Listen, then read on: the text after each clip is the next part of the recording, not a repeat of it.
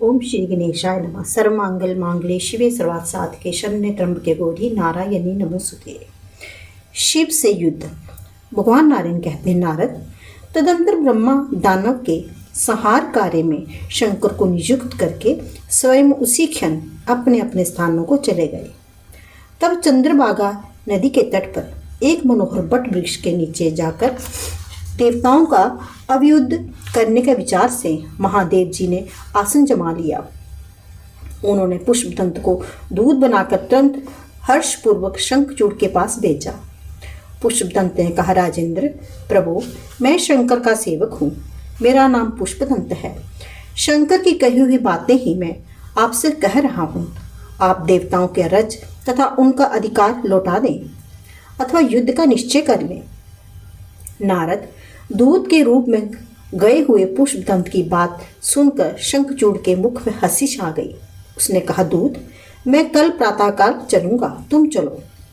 तब वो पुष्पदंत बट के नीचे पधारे हुए भगवान शंकर के पास लौट गए। इधर दूत के चले जाने पर प्रतापी शंखचूड़ अंतःपुर में गया और उसने अपनी पत्नी तुलसी से युद्ध संबंधी बातें बताई। सुनते ही तुलसी के होठ और तालू सूख गए। शंखचूड़ ने तुलसी को संपूर्ण शोकों को दूर करने वाले उत्तम ज्ञान को बतलाया, जो दिव्य भंडारी वन में भगवान श्री कृष्ण की कृपा से उसे प्राप्त हुआ था। फिर दोनों सुखपूर्वक शयन करने लगे। भगवान नारायण कहते, नारद, शंखचूड़ श्री कृष्ण के भक्त था। प्रतिदिन की भांति उसने भक्ति पूर्वक ब्राह्मणों को उत्तम रतन, मणि, स्वर्ण और वस्त्र दान किए। उसके बाद उसने अपने पुत्र को संपूर्ण दानवों का राजा बनाकर उसे अपनी प्रेयसी पत्नी, रज, संपूर्ण संपत्ति, प्रजा, एक एवं सेवक वर्ग, कोष तथा हाथी घोड़े आदि वाहन सौंप दिए। उसने स्वयं कवच पहन लिया, हाथ में धनुष और बाण के लिए सब सैनिकों को एकत्रित किया। दानेश्वर शंखचूड़ ने अपरिमित सेना सजा ली। युद्ध शास्त्र के परगामी एक महारथी भीर को सेनापति के पद पर नियुक्त किया। तत्पश्चात शंखचूड़ मन ही मन भगवान श्री कृष्ण का स्मरण करता हुआ बाहर निकला। उत्तम रत्नों से बने हुए विमान पर सवार हुआ और गुरुवरों को आगे करके भगवान शंकर की सेवा में चल दिया। नारद पुष्पभद्रा नदी के तट पर पहुंचकर शंखचूड़ उन्हें देखकर विमान से उतर पड़ा। फिर सबके साथ भगवान शंकर को उसने सिर झुकाकर भक्ति पूर्वक प्रणाम किया।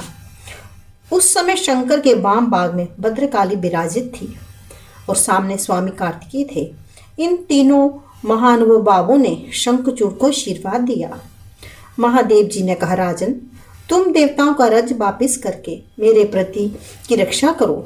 तुम अपने रज में सुख से रहो और देवता अपने स्थान पर रहे। शंखचूड़ ने कहा, भगवान, मैं इस समस्त बलि के ऐश्वर्य को पताल से उठाकर लाया हूँ, अतः इस पर मेरा ही पूर्ण अधिकार है। इस वैभव के विश्व में देवताओं और दानवों का विवाद सदा से चला आ रहा है, कभी इसका अंत नहीं होता। समय अनुसार क्रमशः कभी वे जीतते हैं, कभी हम हारते हैं। हम दोनों पक्ष के विरोध में आपका आना संगत नहीं जान पड़ता। आप तो हम दोनों के एक समान संबंधी, बंधु, ईश्वर एवं परमात्मा ठहरे। यदि इस समय हमारे साथ आपका युद्ध ठन गया जाए तो ये आपके लिए लज्जा की बात होगी। हम विजयी होंगे तो हमारी कीर्ति अधिक फैल जाएगी और हम पराजित होंगे तो हमारी कीर्ति को बहुत थोड़ा सा धब्बा लगेगा। उन्हें शंखचूड़ के ये बात सुनकर भगवान त्रिलोचन हंसने लगे। देवता भगवान श्री हरि के शरण में गए। तभी उन्होंने मुझे सारा तुम्हारे पास भेजा है, अतः देवताओं का रज तुम लुटा दो। बस मेरे कहने का निश्चित अभिप्राय यही है, अथवा मेरे साथ प्रसन्नता से लड़ने के लिए तैयार हो जाओ। अब अधिक शब्दों का अपव्यय करने का क्या प्रयोजन है। नारद जब इस प्रकार कहकर भगवान शंकर चुप हो गए, तब शंखचूड़ भी अपनी मंत्रियों के साथ तुरंत वहां से उठकर जाने को तैयार हो गया। भगवान नारायण कहते हैं, दानवराज, प्रतापी शंखचूड़ ने मस्तक झुकाकर महादेव जी को प्रणाम किया और मंत्रियों के साथ उठकर तुरंत वे रथ पर सवार हो गया। उसी क्षण भगवान शंकर ने अपनी सेना और देवताओं को युद्ध करने के लिए तैयार किया। स्वयं महेंद्र वृषपर्वा के साथ और भास्कर विप्रचित के साथ लड़ने लगे।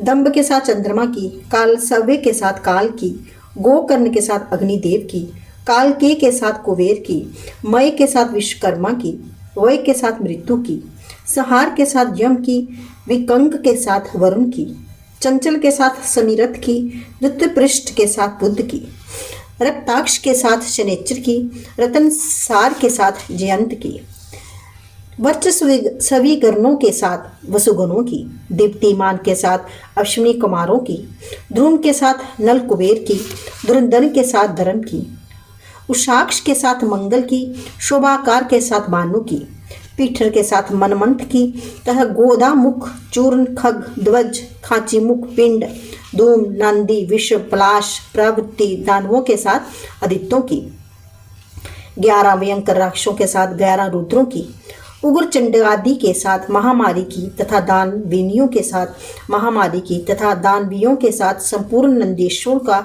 अत्यंत भयंकर लड़ाई होने लगी। युद्ध में शंकर दल के साथ बहुत से वीरों को ने दानवों को परास्त कर दिया। संपूर्ण देवता डर कर भाग चले। उसी अवसर पर स्वामी कार्तिकेय ने कुपित होकर अपने तेज के से गणों की बल की बुद्धि वृद्धि की। उनने सम्रांगना में 100 अक्षोक्षणी सैनों को समाप्त कर दिया। बहुत से असुर कमल के समान नेत्र वाली भगवती भद्रकाली के भीषण आघात से भूमिशायी हो गए। तदंतर युद्ध में और भी विषमता आ गई। तब शंखचूड़ के प्रयत्न से बहुत सी पर्वत, सर्प, पत्थर तथा वृक्ष उन पर गिरने लगे। उस भयंकर दानव के स्कंद के ध्रुव धनुष को, दिव्य रथ को तथा रथ की बैठक के छिन्न भिन्न कर दिया। शंखचूड़ बड़ा मायावी था। उसने माया का आश्रय लेकर बाणों का जाल फैला दिया। तब काली ने शंखचूड़ पर प्रलयकालीन अग्निशिखा के सदृश प्रकाशमान अग्नि बाण चलाया, परंतु दानव हंसते हंसते पराजास्त्र से उनका निवारण कर दिया। भद्रकाली अपनी जोगनियों के साथ भांति भांति से दैत्य दल का विनाश करने लगी। उन्होंने दानवराज शंखचूड़ को भी चोट पहुंचाई, पर वे दानवराज का कुछ भी नहीं बिगाड़ सकी। तब वे भगवान शंकर के पास चली गई और उन्होंने आरंभ से लेकर अंत तक क्रमशः युद्ध संबंधी सभी बातें भगवान शंकर को बतलाई।